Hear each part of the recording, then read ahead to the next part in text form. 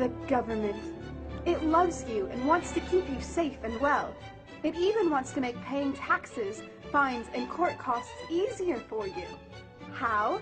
Well, you'll need to meet your straw man. He was born the same day you were. He looks like you, has the same name, and lives in your house, but you never knew he existed. You will have even paid his parking tickets or taxes. The worst part? He's been dead from day one. From every birth certificate, a legal personality, or legal fiction, is created with the same name to confuse little old you into thinking it's you. So, there is a human you and a paper you, or as it's commonly known, a straw man. So when it seems like government officials, court clerks, or the police are speaking English, they aren't. They're speaking legalese, designed to make you agree to verbal and written contracts without even knowing about it, all spun from Black's Law Dictionary. For example, when the police say, "Do you understand?" you'll say, "Yes." What they are really saying is, "Do you stand under our authority?" Oops-a-daisy, you just created a verbal contract with them. Oh, you clever government. Did you know that whenever you register something, you are handing over title to the person you register it with? That's right. Whenever you register something with the government, they assume it belongs to them. Registered your car? Super!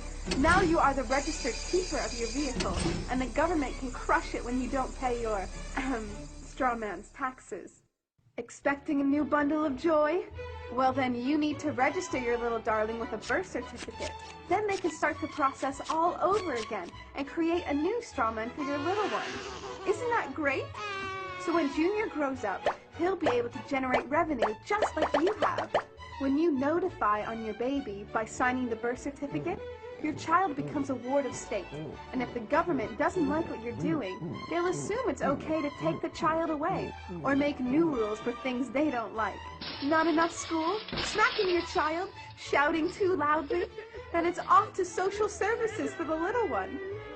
When you get a bill, it's sent to you, but belongs to your straw man, not you. That's why bills, fines, and summons start with Mr., Mrs., or Ms. Sometimes you'll see your surname in capitals, just like on a gravestone.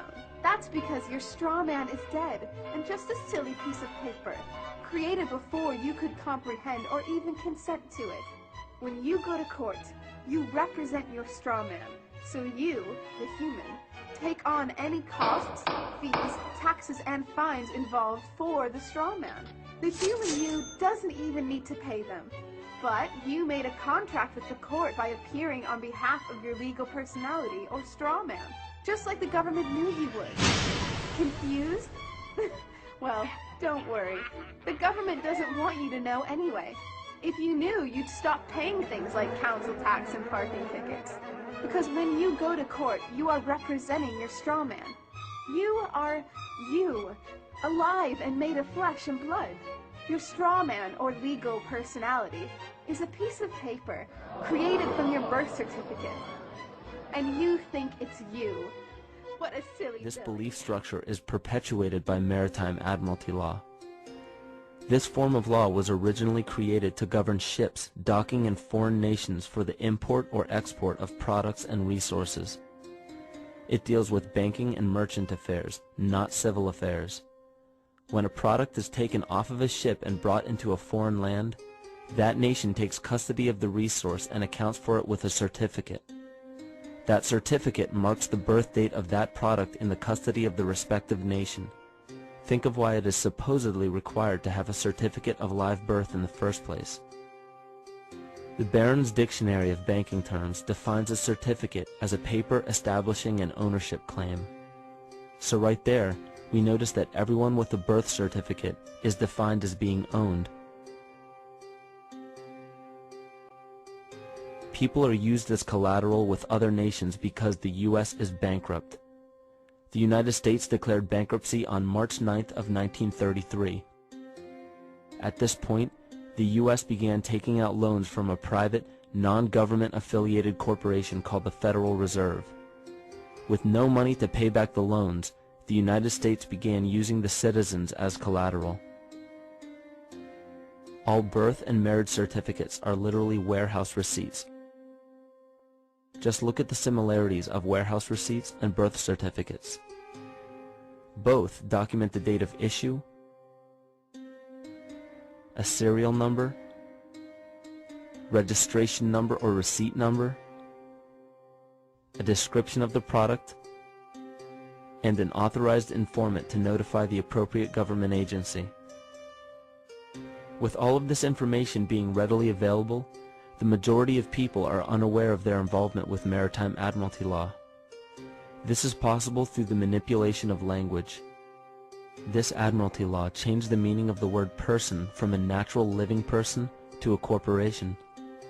Driver's licenses, vehicle registrations, auto insurance forms, building permits, gun permits, work permits, tax filing documents, birth and death certificates, traffic citations, and many other forms of documentation that were once believed to be absolutely necessary only applied to persons or corporations. Upon signing such a legal document, you are indirectly waiving your rights under the Constitution and lowering your status to that of a corporation that is created with the same exact name as you. The only way to reconcile your true name from the name of the corporation is to take notice that the corporation has its name in all capital letters. This is known as capitis diminutia maxima.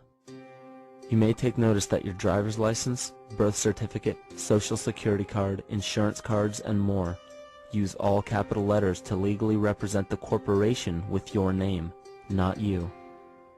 The corporation is known as an artificial person, whereas you, the human being, are known as a natural person.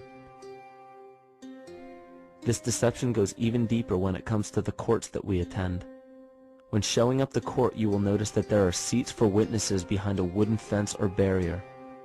The defendant must cross through the entrance to the other side of the barrier where the plaintiff and judge sit. This act symbolizes the boarding of a ship.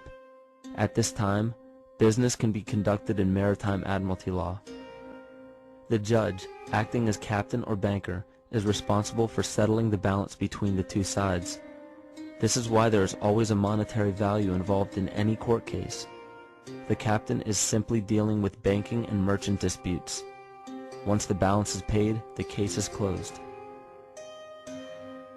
To turn the court case away from admiralty law where your rights are not protected, you must avoid agreeing to represent the artificial person. This is done by stating that you are the natural person. You don't have a first or last name because those imply corporate title. In a court case, you may state that the court takes judicial notice of your honor's oath of office. Every judge must take an oath of office to practice law, yet you must make it clear to the court and the jury that the judge is acting as judge and not banker. Remember that you are a natural human being of the earth. You are not governed by anything but your own consciousness. Laws are created within a society. The society that created the laws we see being enforced today is called the Law Society. Yet the most beautiful part of this entire deception is the fact that we are not part of the Law Society, so their laws do not apply to us. Judges, lawyers, and law enforcement officers, they're all part of a society. Within that society, they've created their own language that's deceptively similar to English. They have these little things called statutes, acts, and regulations that seem like laws, but they really only apply to those within their society.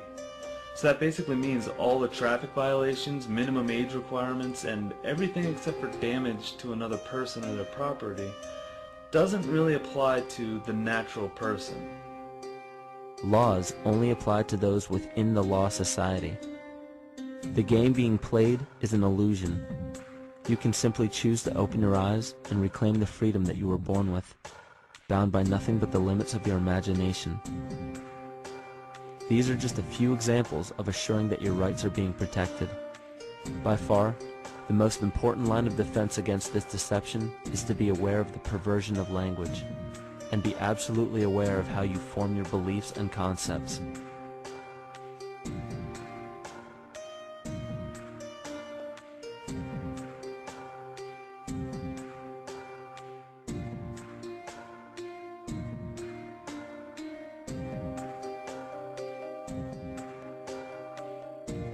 In all forms of the perversion of language, there is a mirror reflection of this in the microcosm of the psyche.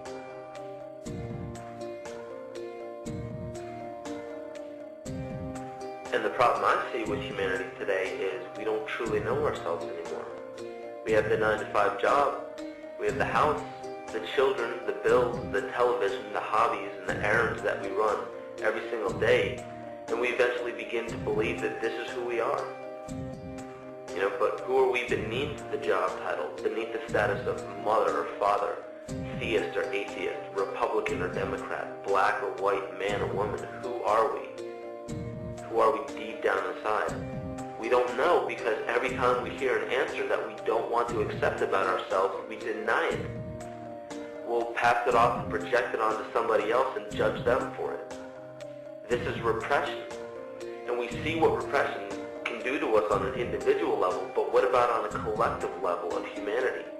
What happens when the whole world refuses to see what they truly are on the inside? Certified true copy of my live statement of birth. You can get this by applying for it at the Registrar General. They'll give it to you. And it's very interesting, because this is where it all began. This is the foundation document. All identification is generated from this document. And so if the foundation document is no good, anything that's made from it is no good. That means driver's licenses, health cards, everything. Now what they did here, this is exactly what he meant when he said, soon every American will be required to register their biological property. Now your parents didn't realize what they were doing when they filled this out, and these didn't exist before 1933. Birth records were recorded in scripture, and these only came into being in 1933 when they hatched this plan. They created a corporate fiction with a name just like yours. In doing this, they registered and monetized the spirit and soul of a living being. This denotes ownership. And when your parents were tricked into filling this out, they allowed your spirit and your soul to be monetized. And futures were sold on you. Spirit and soul. Now, this is my birth certificate. This is actually a share. See this red number? This A, I'm born in Canada, this is a Class A share. Now, this is called a CUSIP number. And all securities require a CUSIP number. And that's what this is. And you are held as collateral to secure the debt which our government owes to international bankers. So you and me and all these people here are actually collateral, and we don't even own our lives. We are chattel, and we believe we're free. I made an application to the Registrar General, and I got my original social insurance application. Now, before they sent it to me, they put a little piece of paper over this before they photocopied it, because my friend has his and they didn't block this out, and when you hold it up you see Bank of Canada. It is said that the best slaves are the ones who don't know that they're enslaved, and we all have invisible chains on us and we don't know it. What truth?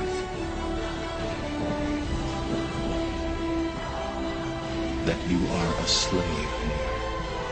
Like everyone else, you were born into bondage, born into a prison that you cannot smell or taste or touch. A prison for your mind. We're talking about big bucks. We're not talking about hundreds of millions or even hundreds of billions now. We're talking about trillions of dollars. The obligation is immeasurable. Nobody can measure it. This door's wide open now. It's going to happen, whether you like it or not. Do you notice that they have the same amount of ink on them? Do you notice that they're made out of the same virtually worthless stuff? It's paper. Did you get it? It's paper. When we create money, We have created an instrument of value that has no value of its own. And it's just as expensive or inexpensive to print the 20 as it is to print the 1. In January of 1913, in December of 1913, he signed the Federal Reserve Act, bringing the Federal Reserve System into place in America, and did what Thomas Jefferson said must never happen. He took the control of the money away from the people by taking it away from the Congress and gave it to a group of private individuals who have to pay taxes on the money they loan the government. This world is called UCC, Uniform Commercial Code. It's the Bible of business on the earth. Uniform Commercial Code. Uniform Commercial Code is based directly on Vatican canon law, on the Roman canon law. Consequently, when a ship pulls into port, it pulls in and stops, and it's called in its berth. The ship is now in its berth. Because it is on the law of the high seas, or commercial maritime, UCC commercial law, rules the seas. So when the ship pulls into its berth, the first thing the captain must do is to present a certificate of manifest to the port authorities, which means that the port authorities need to know how much is on this ship that you're bringing into our country and our economy. How many TVs, how many cars, whatever you're bringing, how much are you bringing into our economy. So you have to have a certificate of manifest of what is the value of your ship here. What are you doing? Consequently, when you are born, you come out of your mother's water. Therefore, you must have a birth certificate, a certificate of manifest, because you are a corporation-owned item. You are a human resource. This goes back to the German Nazi concept that every human coming out of their mother's water must be birthed. And therefore you have to have a certificate, a manifest, to see how much this individual is going to make for us in our new world order. I'm telling you that until you understand the laws, the symbols, the emblems, what these words mean, you're never going to suspect how far gone we really are.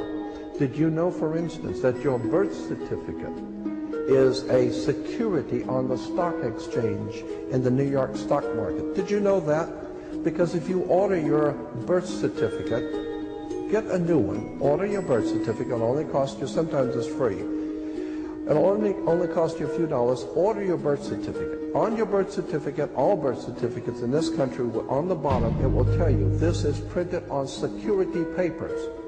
Do not accept if not on full color security paper. Then on the right-hand corner, you will always have a series of numbers, red numbers, printed on the birth certificate. Those numbers are a security stock exchange number on the World Stock Exchange. You go to any good stock office and ask them, check these numbers in your computer and see how much your stock is worth, the certificate. And they will check it on the New York Stock Exchange and find your birth certificate is a stock on the stock exchange in America. Why? Because you are worth money to the international bank that bought you in 1930. We need to wake up. This is serious.